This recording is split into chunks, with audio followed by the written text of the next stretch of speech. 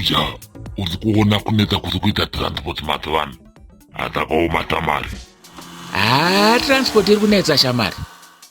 Ko bhazi racho zvatotouya risina kana munhu. Saka uri kudhiraivhwa nedatya. Idatya iri riri kudhiraivha bhazi idzodzo kana risina munhu. Zvako tingazviteedzerere shamari. Imi titi mune bhurugwa muri pamberi imi madoneta mari iyo yusa.